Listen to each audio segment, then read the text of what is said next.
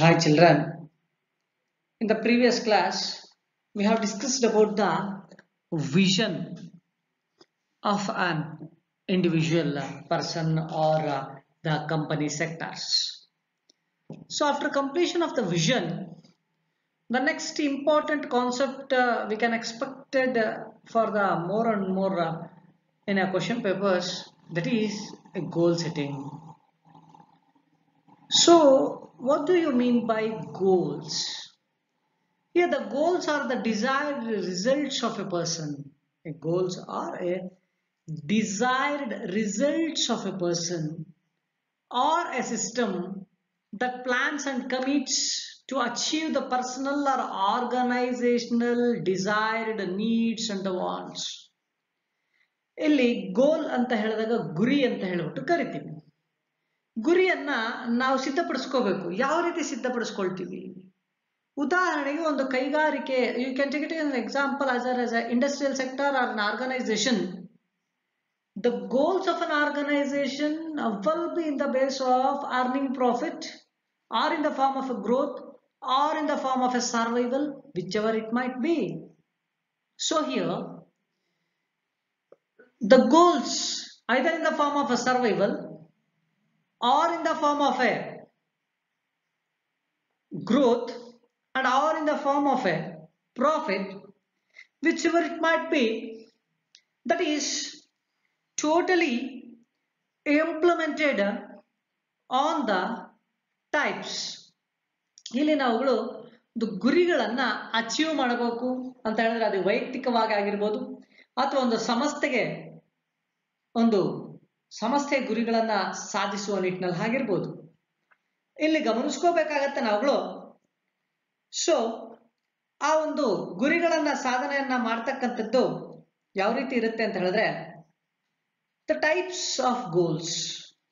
So meaning of a goal ಅಂತ ಹೇಳಿದ್ರೆ ಗುರಿ. ಗುರಿಯನ್ನ ಯಾವ ರೀತಿ either for a personal or for a professional ನಾವೇನ್ ಮಾಡ್ಬೋದು, ಅಚೀವ್ ಅನ್ನ ಮಾಡ್ತಾ ಹೋಗ್ಬೋದು. So the achievement of the goals based on will be in the form of either in a personal or in a professional, but it will be in the form of for the personal satisfaction and the growth of the organization. Personal ಆಗಿ ವೈಯಕ್ತಿಕವಾಗಿ ನಾವು ತೃಪ್ತಿಯಾಗಿರ್ಬೇಕು, ಮತ್ತೆ ಅಲ್ಲಿ organisation ಒಂದು ಸಂಸ್ಥೆ ಅಂತಕ್ಕಂಥದ್ದು ಏನಾಗ್ತಾ ಹೋಗ್ಬೇಕು, ಬೆಳವಣಿಗೆ ಆದಿಯಲ್ಲಿ ಮಾಡ್ತಾ ಹೋಗ್ಬೇಕಾಗತ್ತೆ. ಅದನ್ನ ನಾವೇನಂತ ಕರಿತೀವಿ ಅಂತ ಹೇಳಿದ್ರೆ ಇಲ್ಲಿ ಗೋಲ್ ಸೆಟ್ಟಿಂಗ್ಸ್ ಅಂತ ಹೇಳ್ಬಿಟ್ಟು ಕರಿತೀವಿ.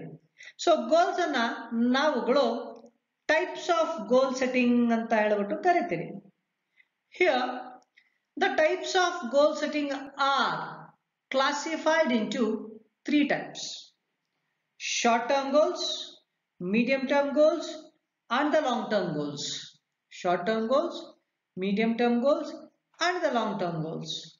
So what do you mean by short-term goals? The short-term goals are the type in which are such type of goals, either it should be gained within only the few days, trying to get a bill, or next few days.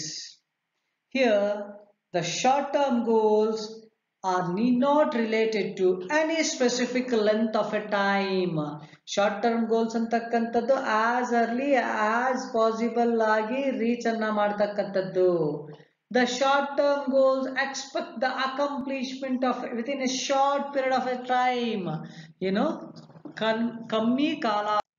ಕಮ್ಮಿ ಕಾಲ ಅವಧಿಗೆ ತಕ್ಕಂತೆ ಗುರಿಗಳನ್ನ ಸಾಧನೆಯನ್ನ ಮಾಡ್ತಕ್ಕಂಥದ್ದನ್ನ short term goals ಅಂತ ಕರಿತೀವಿ.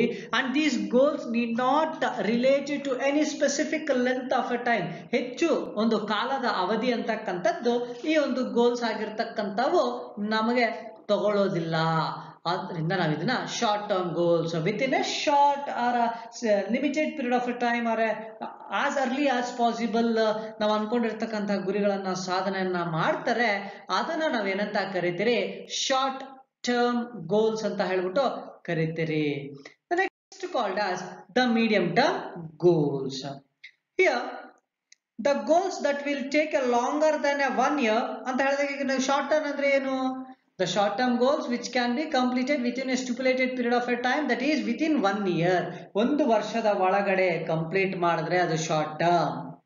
Medium term ಅಂತ ತಗೊಂಡಾಗ the goals that will take a longer than a 1 year to accomplish ಅಂದ್ರೆ ಏನು ಅನ್ಕೊಂಡಿರ್ತೀವೋ ಅದನ್ನ ಕಂಪ್ಲೀಟ್ ಅನ್ನ ಮಾಡ್ಲಿಕ್ಕೆ 1 ವರ್ಷಕ್ಕೆ ಮೇಲ್ಪಟ್ಟು, ಮತ್ತೆ but less than 5 to 10 years, 5 ಅಥವಾ 10 ವರ್ಷದ ಒಳಗಡೆ ನಾವುಗಳು ಅಂದುಕೊಂಡಿರ್ತಕ್ಕಂತಹ ಗುರಿಗಳು. ಈಗ for example, you can take an example, X as a company and it has invested a capital of rupees 10 lakhs and it is having a goal to earn minimum of a 20 to 25 lakhs of a profit within a 10 years. That is a medium term goal. ಅಂದರೆ X ಅಂತಕ್ಕಂತಹ company 10 lakh invest ಅಂತ ಮಾಡಿ ಒಂದು 10 ವರ್ಷದ ಒಳಗಡೆ 15 ಅಥವಾ 20 ಅಥವಾ 25 ಲಕ್ಷದಷ್ಟು ಹಣವನ್ನ ಗಳಿಸಬೇಕು ಅಂತ ಒಂದು ಗುರಿಯನ್ನ ಇಟ್ಕೊಂಡಿರ್ತಾರೆ. ಅಂದ್ರೆ ಪೀರಿಯಡ್ ಆಫ್ ಟೈಮ್ ಎಷ್ಟು ದಿನ ಇರುತ್ತೆ? ಅಪ್ ಟು above 1 year ಅಥವಾ 5 ವರ್ಷ. 5 ವರ್ಷ ನಮ್ಮ ಕೈಯಲ್ಲಿ ಆಗಿಲ್ವಾ, ಮಿನಿಮಮ್ ಅಥವಾ 5 years ಅಥವಾ ಮ್ಯಾಕ್ಸಿಮಮ್ ಆಗಿ ನಾವು 10 ವರ್ಷದ ಒಳಗಡೆ ನಾವು ಅನ್ಕೊಂಡಿರ್ತಕ್ಕಂಥ ಗುರಿಗಳನ್ನ ಸಾಧನೆಯನ್ನ ಮಾಡಬೇಕು. ಅದನ್ನ ನಾವೇನಂತ ಕರಿತೀವಿ? Medium term goals. These types of goals have A planning because in these cases there may having more of the critical as broken down into serious smaller and smaller tasks. ನೋಡಿ, ಕೆಲವು ಸಂದರ್ಭದಲ್ಲಿ ಕ್ರಿಟಿಕಲ್ ಆಗ್ಬಿಡುತ್ತೆ ಗುರಿಯನ್ನ ಸಾಧನೆ ಮಾಡೋದು. ಅವಾಗ ಏನ್ ಮಾಡ್ಬಿಡ್ತೀವಿ? ಅದನ್ನ break ಮಾಡಿ ಅಂತ ಹೇಳಿದ್ರೆ ಅದನ್ನ ಶಾರ್ಟನ್ ಮಾಡ್ಕೊಂಡು ಸಿಂಪ್ಲಿಫೈ ಮಾಡ್ಕೊಂಡು ಗೋಲ್ಸ್ ಅನ್ನ ರೀಚ್ ಅನ್ನ ಮಾಡ್ತೀವಿ. ಅದನ್ನ ನಾವೇನಂತ ಕರಿತೀವಿ? ಮೀಡಿಯಂ ಟರ್ಮ್ ಗೋಲ್ಸ್ ಅಂತ ಹೇಳ್ಬಿಟ್ಟು ಕರಿತೀವಿ. Then the long term goals, the goals with a completion date of longer than a 10 years into future, in the future. ನೋಡಿ, ಇಲ್ಲಿ 10 ವರ್ಷಕ್ಕೆ ಮೇಲ್ಪಟ್ಟು ನಾವು ಅನ್ಕೊಂಡಿರ್ತಕ್ಕಂತಹ ಗುರಿಗಳನ್ನ ಸಾಧನೆಯನ್ನ ಮಾಡಬೇಕು ಅಥವಾ ಗಳಿಸಬೇಕು ಅಂತ ಹೇಳಿ ಬಂದಾಗ 10 ವರ್ಷ ಮೇಲೆ ಏನಾದ್ರೂ ನಾವು ಕಾಲಾವಕಾಶ ಅಂತ ಹೇಳಿದ್ರೆ ಟೈಮ್ ಅನ್ನ ಕನ್ಸಿಡರ್ ಅನ್ನ ಮಾಡಿದ್ರೆ generally such a type of goals are classified into long term goals because it is unclear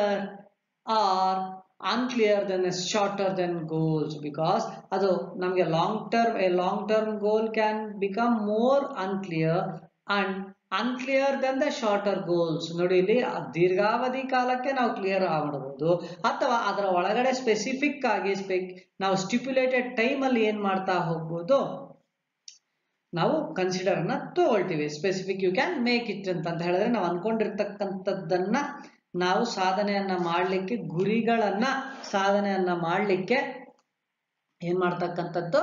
long term goals ಅನ್ನ ಆಯ್ಕೆ ಮಾಡ್ಕೊಳ್ತಕ್ಕಂಥದ್ದು. ಆದರೆ the person one who is expecting to develop either a company, he should always choose a long term goal, because within a 1 year or within a 5 years or within a 10 years the organization cannot be grown as much as possible and reach the success. So ಆದ್ದರಿಂದ ಇಲ್ಲಿ ಏನ್ ಗಮನಿಸ್ಕೋಬೇಕಾಗತ್ತೆ? ಯಾವತ್ತೂ ಸಹ ಇಲ್ಲಿ ಯಾವುದೇ ರೀತಿಯಾದಂತಹ ಒಂದು ಗುರಿಯನ್ನ ಸಾಧನೆಯನ್ನ ಮಾಡಬೇಕು ಅಂತ ಹೇಳಿದ್ರೆ ನಾವು ಸ್ಟಿಪ್ಯುಲೇಟೆಡ್ ಸ್ವಲ್ಪ ಕಾಲದ ಅವಕಾಶವನ್ನ ತೆಗೆದುಕೊಂಡಾಗ ಏನ್ ಮಾಡ್ತಾ ಹೋಗ್ಬೋದು? ಸಾಧನೆಯನ್ನ ಮಾಡಬಹುದು ಅಂತೆ. Why to set the goals? ಯಾಕೆ ಗುರಿಗಳನ್ನ ಸೆಟ್ ಅನ್ನ ಮಾಡ್ಕೋಬೇಕು? Either in a personal life or in a professional life. See here, the goals are set in both in a personal life as well as in a professional life for the purpose of getting of success. For the purpose of getting of a success, we are here to clarify the doubts and we are here to develop the own organizations, or we are here to be developed in this competitive era, either in a development of a people or in the development of an organization or in the development of a personal life. But due to the organizational sectors, the goals are set down by the top level management. Goals ಅನ್ನ ಯಾರು set ಮಾಡಿರ್ತಾರೆ? ಇಲ್ಲಿ goals ಅನ್ನ top level management ಅವರು set ಮಾಡಿರ್ತಾರೆ. ಅದೇ personal life ಅಲ್ಲಿ ವೈಯಕ್ತಿಕವಾಗಿರ್ತಕ್ಕಂಥ ವ್ಯಕ್ತಿಗಳು ತನ್ನದೇ ಆದಂತಹ ಗುರಿಗಳನ್ನ ಸೆಟ್ ಮಾಡ್ಕೊಳ್ತಾರೆ. ಓಕೆನಾ? ಸೊ ಪ್ರೊಫೆಷನಲ್ ಲೈಫ್ ಅಲ್ಲಿ ನಮ್ಮ senior authorities are the team members ಏನ್ ಮಾಡ್ತಾ ಹೋಗ್ತಾರೆ, ಗೋಲ್ಸ್ ಅನ್ನ ಸೆಟ್ ಮಾಡ್ಕೊಳ್ತಾರೆ. ಸೊ ಇದನ್ನ ನಿಮಗೆ 6 ಮಾರ್ಕ್ಸ್ಗೆ ಕೇಳ್ತಾರೆ. ಏನಂತ, what do you mean by goal setting, explain the types of goal setting ಅಂತ. ಓಕೆನಾ? The types of goal setting are short term, medium term and the long term. Within 1 year complete ಆದ್ರೆ short term, above 1 year minimum 5, maximum 10 years ತಗೊಂಡ್ರೆ medium term, above 10 years goals ಅನ್ನ reach ಮಾಡ್ಲಿಕ್ಕೆ ತಗೊಂಡ್ರೆ ಅದನ್ನ ನಾವುಗಳು long term ಅಂತ ಹೇಳ್ಬಿಟ್ಟು ಕರಿತೀವಿ. And these all the goals are setted by the top level management of the organisation. So the top level in the sense called as BOD, CEO, chairman, president, etc. So BOD ಅಂತ ಹೇಳಿದ್ರೆ board of directors, then MD ಅಂತ ಹೇಳಿದಾಗ managing director, CEO ಅಂತ ಹೇಳಿದಾಗ chief executive officers, president of a company will be set these goals.